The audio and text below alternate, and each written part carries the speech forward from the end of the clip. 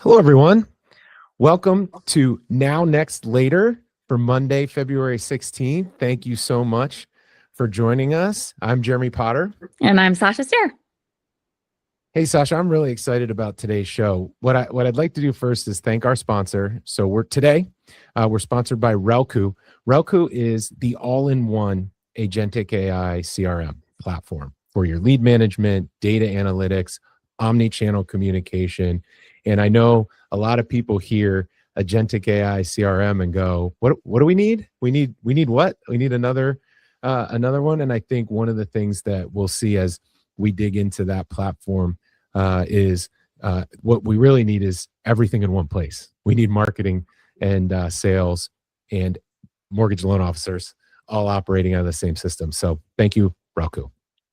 But today's guest, Peter Bannister from Mova AI, is going to tell us about what is happening in sales strategy, in sales technology. We just mentioned omni-channel communication. Peter, I know that's something you're very familiar with at Mova. So thanks for bringing us way up funnel to the edge of where lenders are talking to their prospects, their customers, and then wholesale lenders have AEs talking to brokers. So we want to dig into this very up funnel, sales-oriented technology and tell us kind of what you're seeing. So Peter, thanks for being here. No, happy to be. And yeah, thanks for having me. And thanks, Jeremy, Sasha, and of course, Relku. Yeah, appreciate it, 100%. Excellent. Well, where we like to start, in the now, next, later conversation typically is what's your state of the industry from what you focus on and your perspective? And so I usually frame that up something like this, which is, what are lenders talking to you about the most? What are the questions you get the most as you travel around talking to lenders about their sales strategy, about their communication strategy? What are some of the themes that you're hearing right now? Yeah, absolutely. And I think it's a mixed bag, and it definitely depends on the sort of maturity curve of the particular lender. So if we often are in the world of Mova, when we're out prospecting or talking to clients, some of those customers or prospects have visions of grandeur. They want to get out there. They want to use and dig in. Obviously leveraging AI to really dig in and really drive change. And they are very coaching focused or very data driven. Others are on the other end of that spectrum, and they are very much sort of a compliance focused state of maturity. So let's just do the regular block and tackling of, are my loan officers being compliant? Are they stating they're on a recorded line? Are they stating their NMLS ID for the customer? And sort of starting very basic. So it's a mixed bag. So and obviously we at Mova, we do work with wholesale lenders, do work with consumer direct, and it does vary dramatically. I think one of the we also get into this later, but certainly one of the components that we hear a lot is how are others doing this? How are others looking at their phone calls, and how are they helping optimize their sales? So there is becoming a bit of a, I don't know if network effect is the right word, but certainly, as the industry grows in terms of, certainly what we do, conversational AI, as AI gets better, everybody wants to know what everybody else is doing. So that's definitely a fun question to get, at the moment. Yeah. Peter, do you, with those two ends of the spectrum being the typical kind of customer profile, we'll say for now, that you see, do you see them leveraging Mova the same way, or do they truly leverage it differently because they kind of are coming from it at a different angle? Yeah, so there's a construct that the platform provides, right? But I think it is that maturation. So I think most people are on the same train tracks. They're just at a different station along the way. So, and of course, with the wholesale lenders, it is a completely different approach. It's very much B2B as opposed to B2C. But yeah, so for us, there's a way you go about looking at analytics on your calls. In some calls, it's very easy. You must state you're on a recorded line on every single call. It's very, very easy. Other questions or other deeper analytics are, how did my loan officers react when they faced a spousal objection on a VA bill? Very, very different and much more complex and nested. But again, it just as you sort of roll through the sort of maturation curve with every client, you are bringing them. If you dumped it all on them on day one, it's too much to boil the ocean. So we do sort of step into it with them. And then, depending on how fast they want to go, it is, we're ready to obviously to react to that. But yeah, so customers, no surprise. Customers who've just joined us, we are typically further to the left on the curve. Customers who've been with us 2 or 3 years, they are doing some complex whiz-bang things that we never imagined were possible. And inventing new KPIs to monitor that we didn't even think about at the beginning, right? It's really cool to watch. Yeah, you just sparked a question in my mind that Sasha and I get quite a bit when it comes to AI tools. And that is, how do I know I'm getting an AI tool that's for me, for my company specifically and my team members versus generic that sort of everybody's getting? Can you talk through what you're seeing out there in AI tools generally, and then how Mova has thought about that particular problem? Yeah. I mean, in general, obviously AI is an absolute game changer, fantastic technology. It's never going away. We've heard the whole the old adage, it won't take my job, but somebody with AI will. So I sort of subscribe to all those. However, the one risk with any AI tool, and obviously different types of AI, but let's just talk about large language models to start with, because everybody is familiar with those. You can very, very easily get a false inference by the way you prompt the AI, or the data you give it, or the bias in your question, and things like that. And also, even just this week, there was one of our customers who was giving the AI an acronym, and they were having a problem getting the accuracy high enough. I said, well, the AI doesn't understand that acronym. You have to explain what it is and be more direct and things like that. So, yeah, I think overall, that's a problem we see. And again, not in our space necessarily, but certainly you have to be, I guess it's, deliberate and pointed and specific with what you're asking it, and explaining, if it's an untrained model, explaining the industry terms, especially for mortgage. So I think that's a big one that we see, out there. And then, sorry, what was the second part of the question? And then at Mova, well, one of the things that, that I've been interested in, and full disclosure, I've seen Mova in action, and Peter, we've talked about it. But one of the things that I'm really struck by is using your own information, rubric, policies, tools, responses to train your own system. And I think that a lot of times what we're hearing is like, get out there and try ChatGPT. Your folks should be playing with it. But when they do, they're getting kind of the 80% response, meaning that kind of middle of the road response from AI. And I'm curious, only knowing a little bit, like, Mova is like more your data, training your team. And I'm just curious if that's playing out, if I'm right about Mova on that. But that's kind of where my mind was going, is how do I know I'm not getting a generic response? How am I getting good coaching that's mine? Yeah. So when we stand up a new mortgage client, typically we will say, here's a menu of 50 to 100 different insights that we have in our catalog that you can leverage for your business. And they would, again, those basic ones, recorded line, it's pretty simple. You don't need to change that if you're a UWM or a Rocket or whoever it might be, right? You don't need to change that. It's pretty easy. When you get into the scorecards that you want to track your LOs or your processes or underwriters against, that is your specific scorecard, the things that you care about, critically your policies and procedures that you want to measure compliance with, for example. So that there we sort of bring a package of, well, look, here's how we've done this before. And then we just sort of start building to that scorecard. So yes, it is some things are generic, and I think that's okay, certainly for specific purposes. And some things are not, and you have this ability to build from scratch. So the platform is is designed to be self-service. It is built for complex call types like mortgage calls. And you do have that flexibility. Now, again, that's great, but critically, you have to test. You run calls through it. You check the AI is responding the way that you want it to. You tweak the prompt. You iterate. You test. And I'm a big GRC guy, so I was at Fannie for 10 years, 5 years in the second line of defense.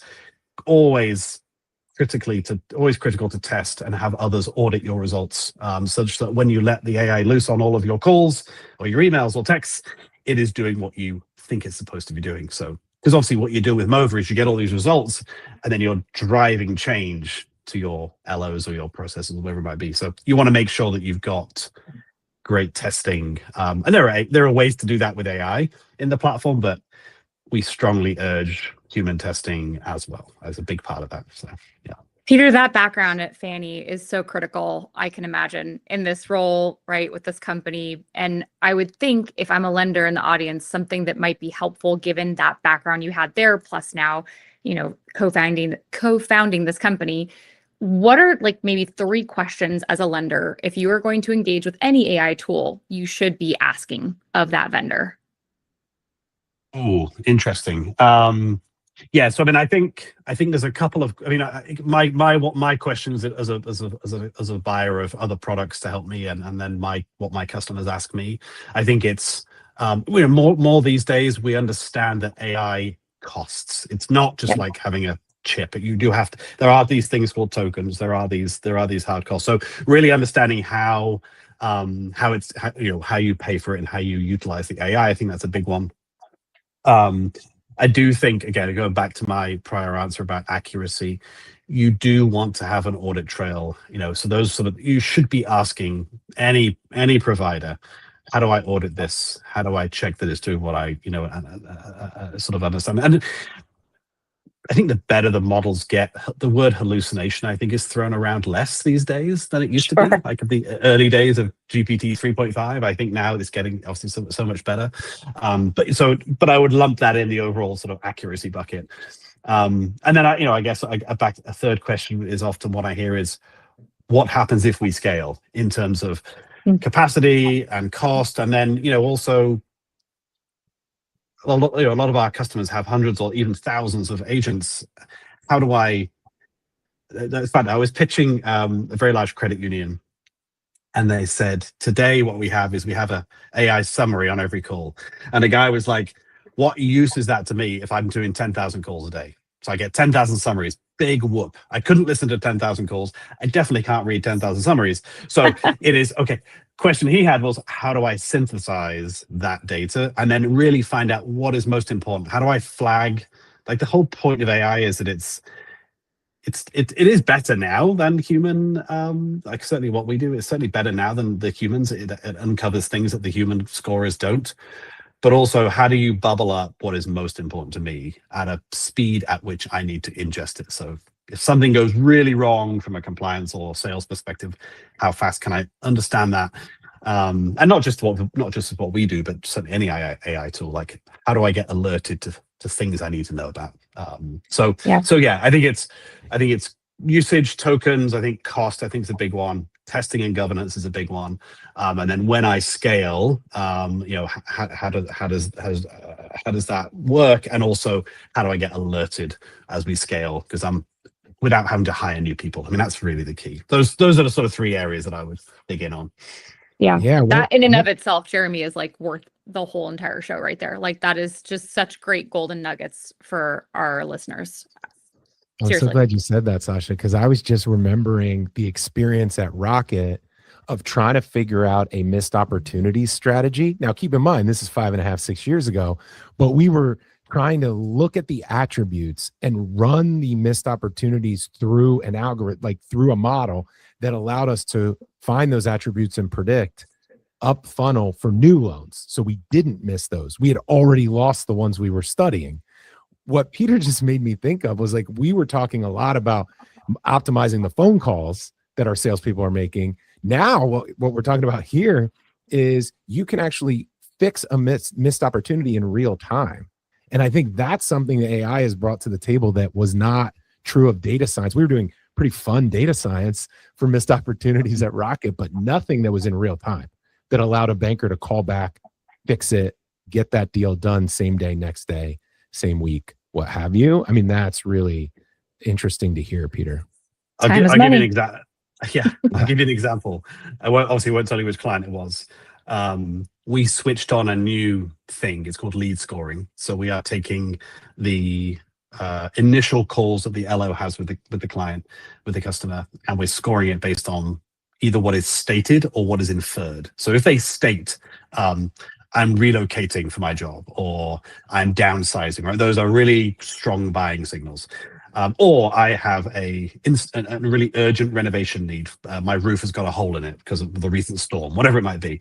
And then you've got all these inferences around, well, how long does it take to close? Or how much can I take out? Should I do a 15-year or 20-year or 30-year? And all those sort of things. So anyway, the combination of all that, we throw that in and we get a score for the lead. Anyway, so we rolled this out to one of our bigger clients recently, and one of the leads that popped up was, yeah, there was an urgent renovation need. The customer was looking to take out home equity and had a lead score of whatever, high, right? And we looked at clicked into it, and this is, I don't know, I think in the middle of January, we clicked into the customer journey. This is where we sort of string all the calls together for that particular customer. And there was one call in the journey. So this customer had an urgent need for home equity to fix something in their roof. And in the call itself, yeah, we'll follow up and we'll talk again. And no call inbound or outbound had happened again. So they were like, okay, we're going to go and call this guy back. And I think they got a lock out of it, and with some more, some more calls. But that kind of, to your point, Jeremy, that's not just a missed opportunity, but it's missed opportunity with context. Now you understand, hole in the roof, we got to go, and then so on and so forth. And you have all this, obviously, all the AI summary then, which is useful because you then get to understand, well, where did we leave this?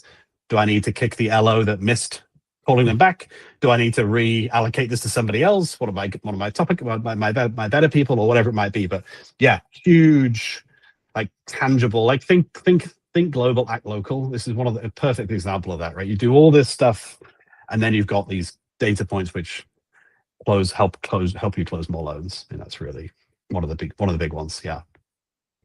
Yeah, and especially what you said, which is we only have a certain number of hours in the day that our sales leaders and other executives can be, coaching, monitoring, QC, as well as building out for the future and innovating. Can you talk a little bit about what you're seeing and hearing from adopting a new strategy or adopting a new platform, whether it's Mova or any other platform? Is AI doing anything? So like AI is the brain of the product. Is AI also doing anything to speed up my ability as a lender to turn on solutions like Mova or others? What are you hearing and seeing on the front lines from implementation? Yeah, no, it's a great question, and I wish I could say yes. AI is the silver bullet for change management. It's not. I mean, it really isn't. I mean, I wish. Darn those humans always getting in the way, Peter. That's right. That's right. So no. I mean, we have various components of our, and I'll just talk about, we have various components of our platform, some of which are LO facing and some of which are not. So when it's not LO facing, you're training and you're teaching people how to use the various bits and pieces of the platform to do all the things we've talked about. But yeah, when you turn it on and the LO is being served up with new information that the AI has spotted, some people are like, amazing, give me that lead that I missed or somebody else missed, I'll go close it and I'll make some money. Other people have the opposite reaction, which is it's watching me, it's Big Brother, I know better than it does, and all these things. So, and look, any change curve, right? It is a curve. You have your early adopters, your tech forward, tech savvy. Yes, let me be helped, because why wouldn't it? Others are more set in their ways and sort of see it as a negative. So we preach, and I spent 5 years building and rolling out products at Fannie, various different internal ones. We preach, look, when you roll this out, crawl, walk, run, pick a pilot group of your most tech forward favorable managers, and then within that group get their best and the most interested LOs in AI and things like that. Because once you get some points on the board and say, yeah, we found 3 leads this week and we locked them all because we've missed them, those bite-size pieces of information and news start to bubble through.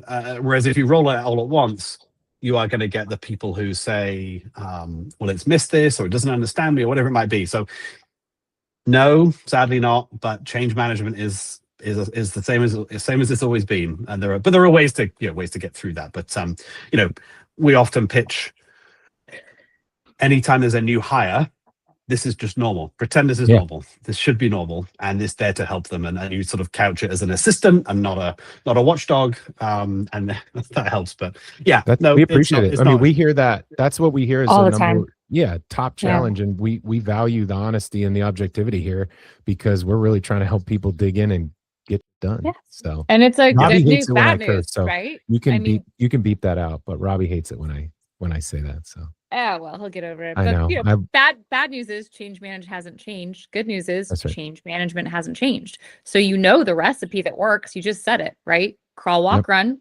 Get your pilot group with your more tech forward folks that can kind of lead the organization. And then new hire, it's part of the process. And so if you've got that, at least that helps arm you to hopefully have a more successful rollout. I am curious, and it's going to sound quite judgmental, but I'm trying really hard not to make it sound judgmental.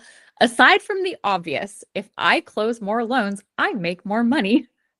Is there anything else that can incentivize them or that you're seeing customers do to incentivize usage, adoption of AI? Yeah, I mean, and you know, in more of our service-related customers where sales is not a component, being, you know, for example, being empathetic where a situation required it is a thing that they get graded on, and it becomes part of their scorecard for their personal, you know, whether it's compensation or not. They are judged on keeping their customers happy, and maybe that's a processing role or an underwriting role or a, you know, mortgage servicing role. You know, and I mean, some of the stuff that we see. Let's take collections calls, for example, like highly emotive, right? Very, very hot borrowers, stressed, upset.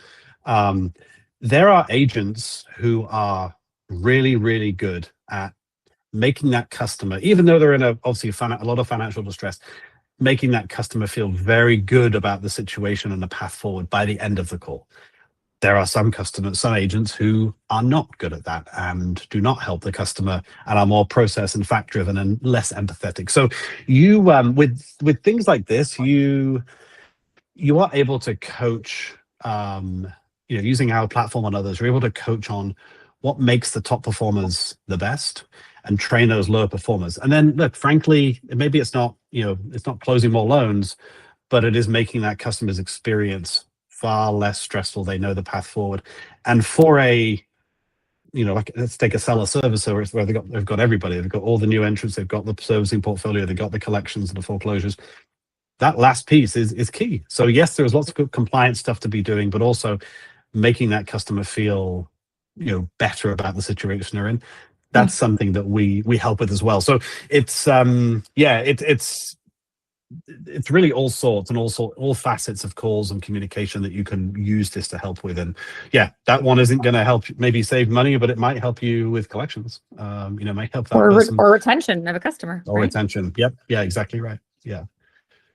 Peter, one of the things that we get a lot of here as we kind of step a little bit into the next and the later aspects of this, we get a question on like, this feels like it's moving really fast. I know I'm supposed to be keeping up with it. I know I should choose my partners accordingly because they can keep up with me and with it. Can you talk a little bit about maybe the last 6 months versus the next 6 months and how you're seeing the speed and what lenders and technology companies on this call, you know, what should they be thinking about as in terms of just framing up their approach to the speed here, and give us a little sense of where we're headed this year? Yeah, I mean, I think the last, you know, the last 6 months and maybe the sort of 2 years prior to the last 6 months, that was, oh my goodness, this is amazing. And the world has just changed. And Nvidia's at 5 trillion and, you know, whatever now 4, and Google's at 4 trillion up from 2. And so that was like just the explosion, right? Which has just been amazing. And all these new companies that have emerged like us and others, and go tens of thousands of these.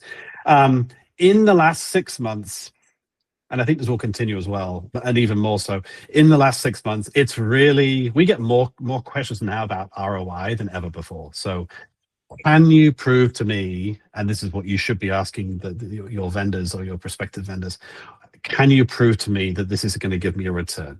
Can you prove to me that this is going to help solve my problem?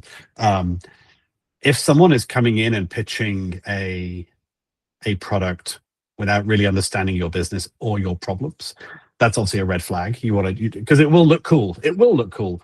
but can you bridge from something cool to an actual return? Now, that doesn't have to be monetary return. It could be customer satisfaction or customer treatment or reducing number of calls or reducing handle time, whatever it might be. So I think in the last 6 months, we have definitely seen more join a dot for me between you and my company really tangibly. So that's definitely at the sort of the last 6 months. Where I think we go from here in the next 6 months, I think it's more of the same. I definitely think that's true. I think buyers are going to become more savvy as they approach this. I mean, I do think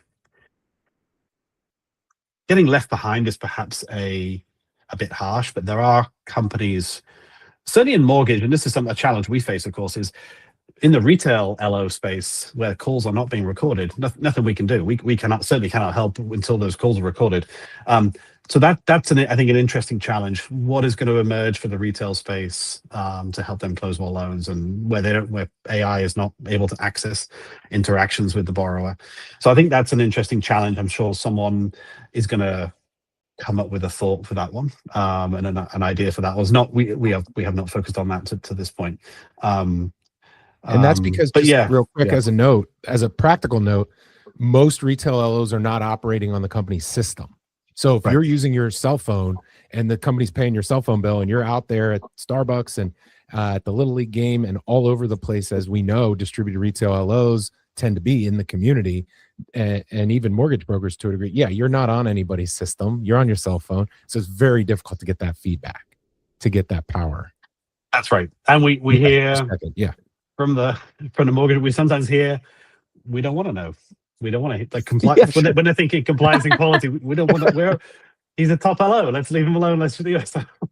But, so, I mean, I think eventually, you can have a VoIP on here, right? That is recorded and can still act as a cell phone. I think we get there eventually. Once it's been proven in consumer direct that it is such a game changer to have call monitoring and things like that. I think you should create a tool, Peter, that has the ability to bleep out certain words while that retail loan officer is on a call. We see some stuff. I won't lie. We see some interesting stuff on these calls. Yeah, people are people at the end of the day, right? So we know. Sure are. We're fallible. Yeah. And we're all sales-oriented organizations. We talk about it all the time. Lenders are sales and marketing organizations for sure. So on that note, let me give you one prediction. So there's a lot of talk around this. I mean, it's three components, I think, in the conversational world. You've got your voice AI. So we see all of these. So we see lots of these being launched. Then you've got your real-time assist platforms, and then you've got what we do, which is that sort of post-call conversational AI. I think real time is potentially at risk. I think we hear a lot of stories where people are putting it in and then taking it out because LOs and service agents are becoming it's too much of a crutch. Voice AI, though, I think is only going to get better, and it's only going to get more human-like, and it's going to become more of a staple in our lives. Like I always say, I would rather have a voice AI call me if I lose my credit card, for example, and I want to run through the transactions with a voice AI because it's so much faster and I don't have to wait. But I always sort of said to myself, well, look, I think in mortgage, it's never going to happen because it's too complex, it's too personal, it's too much of a big purchase. And then I said to myself, well, do you know what? If rates drop 2 points tomorrow, and to cope with capacity demand for me to do a refi, would I talk to yes, I would. I would absolutely talk to a voice AI to capture that. So whereas today, I think full applications is maybe something where, consumers are shying away from with complex things like mortgages. I think that goes away eventually certainly for some of the more streamlined, no pun intended, mortgage apps. I think that could be something where voice AI comes in. And then of course, they'll continue to do what we do. Like they monitor their human agents with us, they'll also monitor their voice agents with us. So so I think that's coming. Just a quick reaction to that from an innovation perspective. I've always been bullish, I think we all are, but on choose your own adventure. And we've not really gotten there. We've gotten we're starting to make progress towards that, offering a consumer options up front that are crystal clear. Would you like this? Would you like this? Would you like this? And then of course there's off ramps, and you can always press the button to chat or immediately call. I mean, there'll always be that, but I'm saying like more and more, it feels like that's where we're headed. We're headed to the choose your own adventure. How do you want to interact with me? I'm ready as a lender. Yeah. And Peter, I love that last point too, just to double down on what you're saying, Jeremy, and piggyback maybe on it, that again, for better or for worse, change management hasn't changed. Neither has some of the motivating factors in our industry. And so if the market demands it, likely we'll see a disruptive turn. And let's, to some extent, though it might be a little scary, let's hope for that, right? Because I think we all need a little bit of push here. And with that, I want to say thank you so much for being here today, Peter. This was truly a very informative conversation, and I think a lot of great tangible takeaways for our listeners. Again, thank you to our sponsor, Relku. And Jeremy, I think we'll be here next week on the 23rd with Mike Yu from Vesta, one of our regulars. And so we hope that you will join us then. And as always, mortgage industry certainly doesn't stand still. We hope your strategy doesn't, and we hope to see you next week on Now Next Later. Thank you so much. Thank you, Sasha. Thanks, Peter. Thanks, guys. Appreciate having me on.